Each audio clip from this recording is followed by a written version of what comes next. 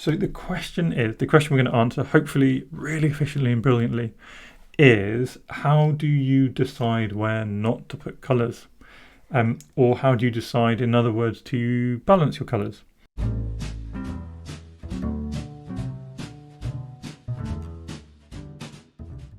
So hello everyone, it's Toby from Toby's Open Sketch, and today you got my face. For some reason, decided to film like this, and you've also got my big piece of paper.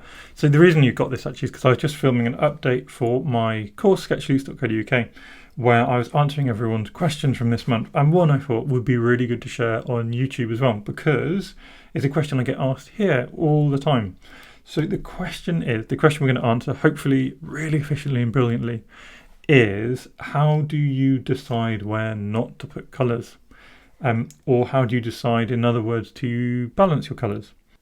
Now, to answer this question, let's do a really simple example. So let's take a scene where we're doing something a bit mundane. We're drawing a classic British telephone box, post box, a big sort of red cylinder basically.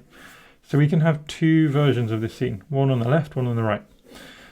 And we've got behind that a load of trees, load of greenery, load of foliage. So we just pop in our clear shapes of that. Just some really simple ideas of trees, and we can do the same. Try and make it very similar on the other side as well. So there's our sort of suggestions of trees. There's our suggestion of the post box. Pop in the sort of sidewalk edge as well with a few simple lines.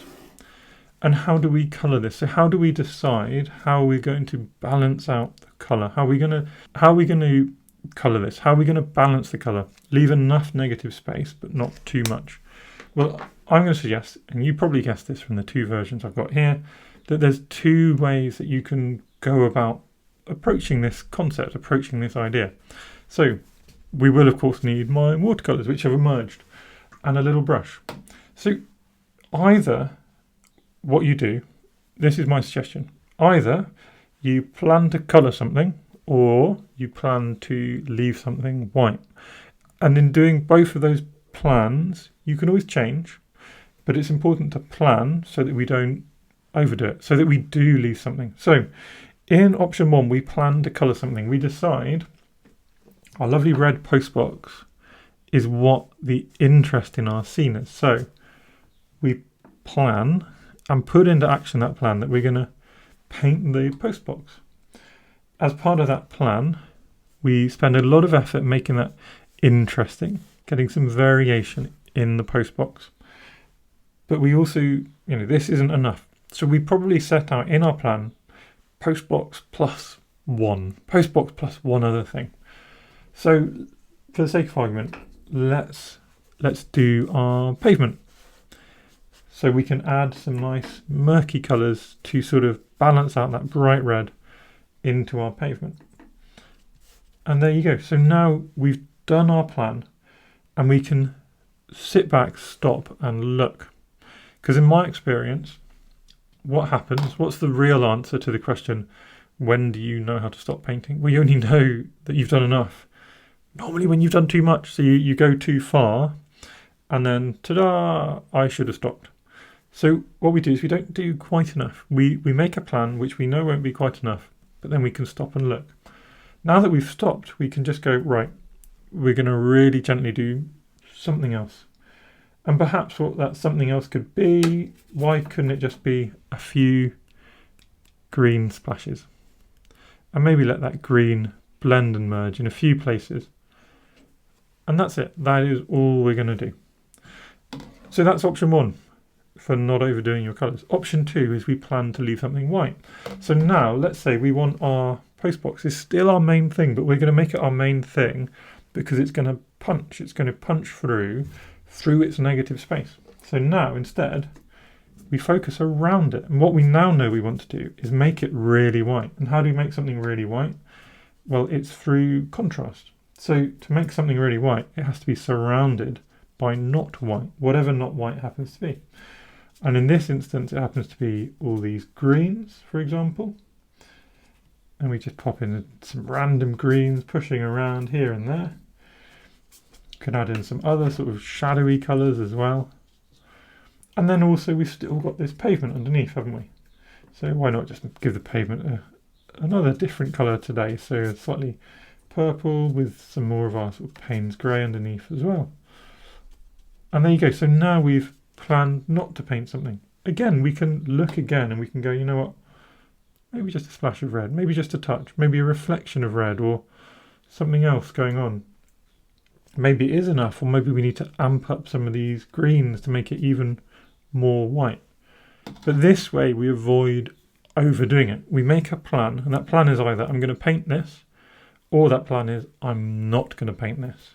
So that is how I suggest going about it, to avoid overpainting, to make sure your colours are balanced across the image alongside that negative space feeling.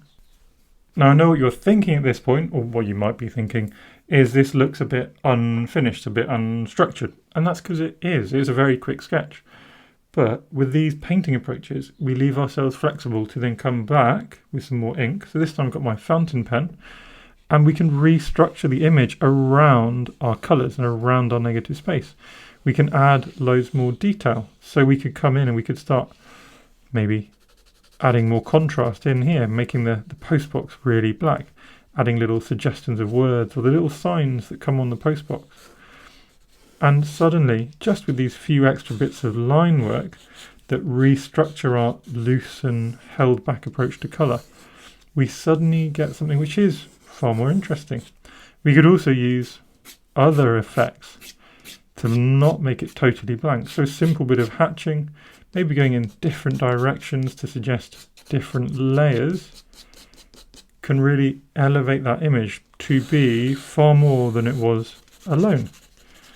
And again, this has taken another 30 seconds, and suddenly that simple painting approach is, I would suggest, working an absolute treat. It's working really well, and it's just because we made a plan. Over here, exactly the same thing goes.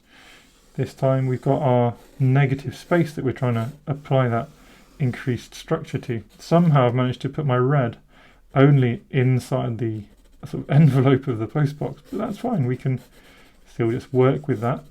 And now perhaps, because this is negative space, what we want to do is suggest its shape a little more by using these sort of lines coming across.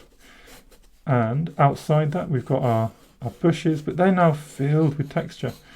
So they're surrounded by negative space. So instead of using hatching on them, we apply some hatching behind them, again, just to separate out the layers of the image. And with another few quick strokes, what have we done? We've created ourselves actually a really loose, interesting couple of sketches which are looking at empowering that negative space, limiting the colour and not overdoing it. So there we go, another really quick tutorial has been and gone.